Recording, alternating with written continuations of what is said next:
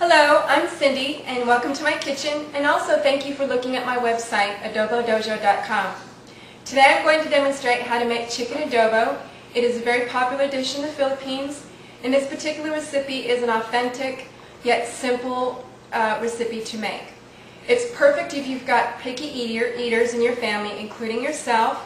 It's basically simply a chicken and garlic dish. Ingredients that you will need is about 1 to 2 pounds of chicken. I use chicken tenders, that way they're already pretty much cut up for you. Some people like to do a whole chicken and debone it. That's a lot of work. You don't need to do that. 4 teaspoons of salt, 1 teaspoon of black pepper, 1/2 cup of vinegar. I use distilled vinegar. You could also use white wine vinegar or a combination of the two. 2 cups of water. You won't need it now, but you will need some cooking oil. And last but not least, the secret ingredient. Every recipe has a secret ingredient, and the secret ingredient to chicken adobo is garlic. You will need 1 full head of garlic.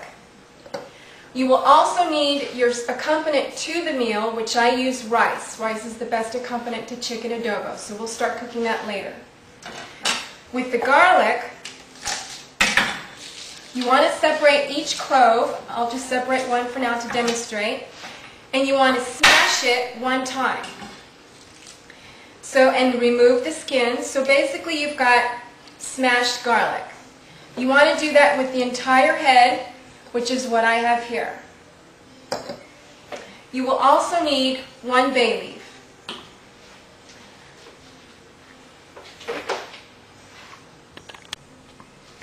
Okay, what you want to do is get a big skillet. I use a non-stick skillet. That makes cleaning up easy. Go ahead and add your chicken. You're going to basically add all the ingredients into the pan, one at a time. It doesn't matter what order. I like to start out with the chicken. That way when you add the spices go right on top of the chicken, flavoring your chicken. Here's the salt. I sprinkled it all over the chicken. Your pepper. The water. The vinegar. And your garlic heads. Now I sprinkle these all around the pot as well.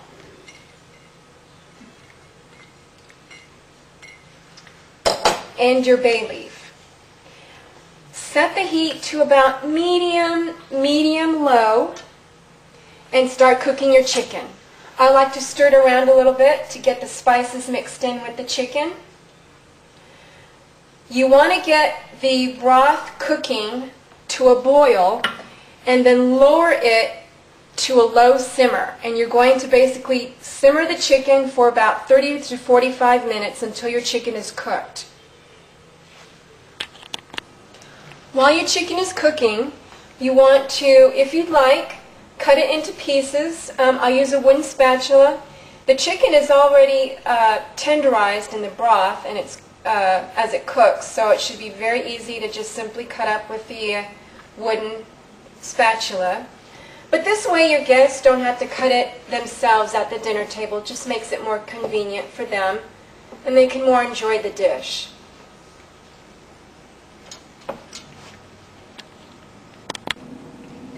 After your chicken is cooked to your liking and you've cut it into bite-sized pieces, you want to separate the chicken, the garlic, and your bay leaf from your broth. So we'll go ahead and do that. Also, if you haven't started cooking your rice, go ahead and start your rice. I use a rice cooker. It's very simple. You don't have to worry about overboiling and things like that. There's different variations of this recipe. You can do this same thing with pork. You can do the same thing with seafood, such as shrimp. I've even heard of people doing adobo with frog's legs, although I've never tried that and don't want to. After you've separated the chicken and the garlic and your bay leaf from your broth. And you don't need to cover the chicken with the lid while you're cooking it. The broth should evaporate just a little bit. You want to go ahead and pour your broth into its own separate bowl.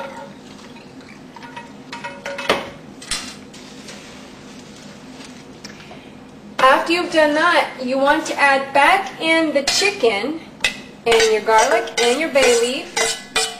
And now's the time to get your cooking oil. So we're going to add about 1 to 2 tablespoons of cooking oil. And basically you're going to fry your chicken. Now what I do is, while the rice is cooking, I fry my chicken. And because the rice takes a while to cook, I use a very low heat to fry my chicken. Most people will use a higher heat, medium to high heat. But go ahead and fry your chicken.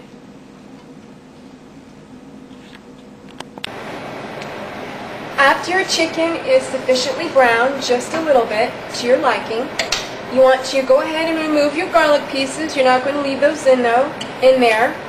Those were strictly for flavor.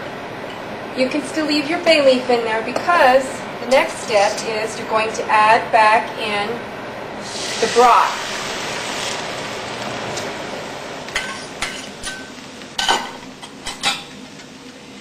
And then what you want to do next is lower your heat to where it's on very, very low until your rice is finished. Leave your bay leaf in there, that way it can continue to flavor your broth until everything's completed. Alright, and this is the final product. You want to remove your bay leaf from the broth, serve your chicken over your rice, and enjoy. Thank you for visiting adobodojo.com, and check back with us frequently because we will be adding additional Filipino recipes. Thank you.